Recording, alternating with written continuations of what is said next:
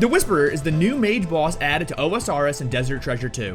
While the mechanics are pretty straightforward, there are a few optimization tips that can be followed to maximize trip length. Let's get started with the most important tip, understanding optimal movement. This fight relies heavily on L-shaped movement to avoid getting hit by tentacles. During the non-enrage phases, this is very simple. Just change your prayer for the third burst hit and then immediately click to move in an L shape. Things get more complicated during the enrage phase. Given the speed that the tentacles spawn, we need to move off the tile immediately after attacking.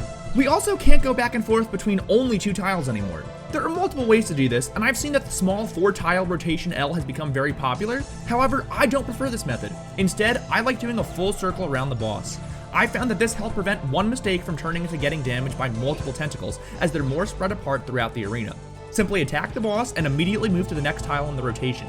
Keep in mind you don't get punished for going around the rotation too fast, but you can if you go too slow, so it's better to skip an attack if you're unsure if you're on cycle.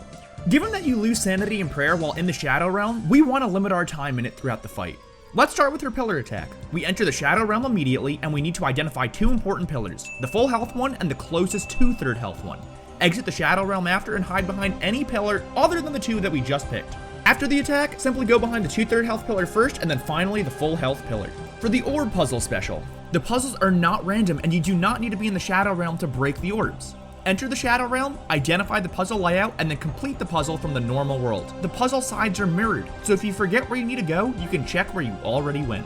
The third Shadow Realm special brings us to the gear portion of our tips. The Venator bow is absolutely incredible for this special. It allows us to kill every single lost soul. So how do the lost souls work? Depending on which set of lost souls you kill, a different effect happens. Vita restores your HP, Horatio restores prayer, Sonicus restores sanity, and Mors deals 50 damage to the Whisperer. But if you kill all 12 ghosts, you get every single effect and its effectiveness is increased by 50%. If you don't have a Venator bow, I simply recommend using a blowpipe and killing all 4 Mors ghosts for the damage. You can heal with the BP spec if necessary, as it's guaranteed to max hit. For the rest of our gear, if you're an Iron Man or simply not rich, I suggest swapping non-percent damage mage gear for prayer bonus to extend trips. Also, if you're an Iron Man, I wouldn't recommend using Saying Staff here, as you don't take that much damage as you improve at the fight. Finally, it's also worth mentioning that thralls can be quite good here, though they make the fight a bit more hectic. It requires that you run far away following her special attacks when she does her freeze into melee attack. If you run far enough away, she does not get the chance to melee you, or sometimes she completely skips the attack.